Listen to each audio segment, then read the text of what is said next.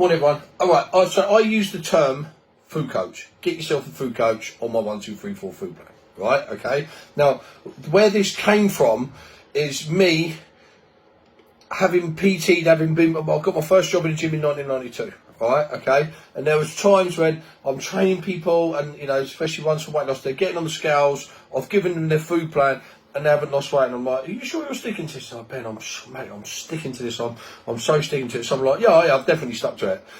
And then you're like, I was having uncomfortable conversations with clients, even falling out with some clients, yeah, which wasn't cool, because the old saying, you can't outtrain a bad diet. I knew there was something missing. This isn't for all my clients. This is for some of my clients. Right, so the ones that I'm not getting results for are the ones that are troubling me, because this is my job. I pride myself on the results I get for all my clients that work with me, whether it be gym, PT or food plan, right? So I'm like, all right, so we're talking about, I've got one client, I'm having a gig, and I'm like, look, I'll tell you what, send me a picture of every single thing you do a week, everything. She was like, really? I went, yeah, we do it on Messenger. I'm shit on technology, still am. I said, let's get that done, shall we? She was like, yeah, okay, cool. I said, we'll have a bit of a laugh, no stress, no pressure, let's just try it. So she's sending me pics, and then a couple of things are happening. Then she sent me a picture of a completely shit meal that was like, I don't know where she got it from, whatever. I took the piss out of her for it. We had a bit of a laugh for it, and I just said, oh, look, it doesn't really matter, it's not that bad. I said, we just had a bit of fun. And she went, oh my God. She's like, Ben, do you know what? Normally if I'd have eaten this without telling you, I'd have felt so guilty, then eating a load more shit. And I was like, oh, that's an interesting bit of feedback. I said, you've taken the pressure off completely, and I just don't feel guilty. So then this went on. We had a good laugh that week, blah, blah. We interacted between PT sessions, which was really cool. So when she turned up for her next PT session, I knew where she was mentally, I knew where she was with food, I knew if she was in a positive mindset, negative mindset. And I was like, this is pretty cool. We get on a set of scales, boom, she loses weight for the first time in ages. And then it continued. And then I'm like, this is pretty cool. All right, okay. Now, I'm not sitting there saying I've reinvented the wheel, because that's a completely dickish thing to say, and I've got loads of other dickish things to say other than that, all right, okay? But then you think, hold on, so what it was, the word kept accountability. So then I tried it with another client, and then it started to grow. Yes, it increased my workload massively, but for me, the results are worth it. I have no problem with grafting hard. Early morning, late night, cool. If my clients are happy, it makes me a living for my family, I'm super happy, and I love my job.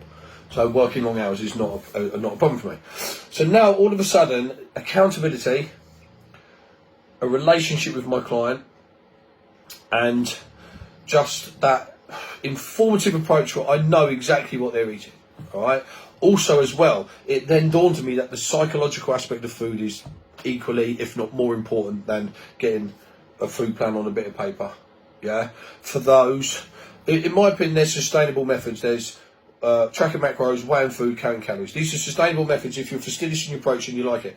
But sometimes these don't work for people, and people bounce between the three. I'd like to slot in there somewhere as a sustainable approach to learning how to eat.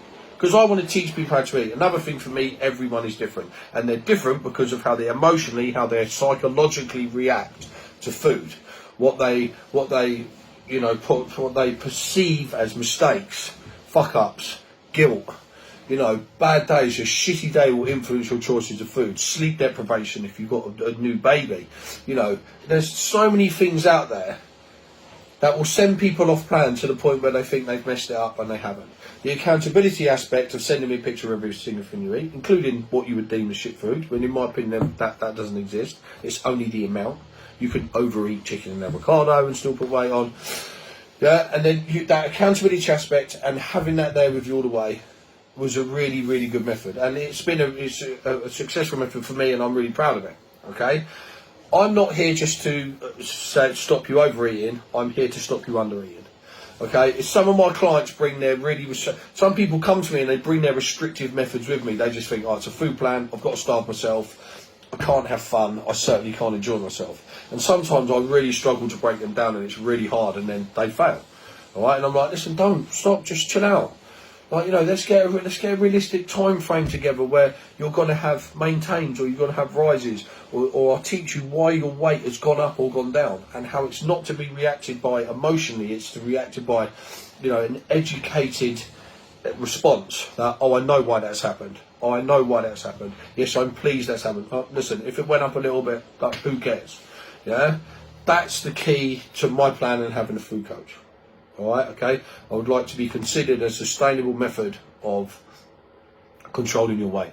And remember, online, this is not an exercise-based plan. I really only want you to. I want people that are overweight that aren't ready for exercise, or they'd like to get their confidence up before they start. Because when you exercise overweight, it's a really shit feeling. All right, believe me, if you get loads of steps in your activity and you're out in the garden, or you're doing a lot more with the kids than you did previously because you've lost weight and you're eating well, it's a game changer. All right, you don't have to link the gym to losing weight, and I am a gymmer. Right, and I still say that with confidence. Okay, listen, I hope that's an informative chat. If you want to work with me, I definitely want to work with you. Have the best day, man.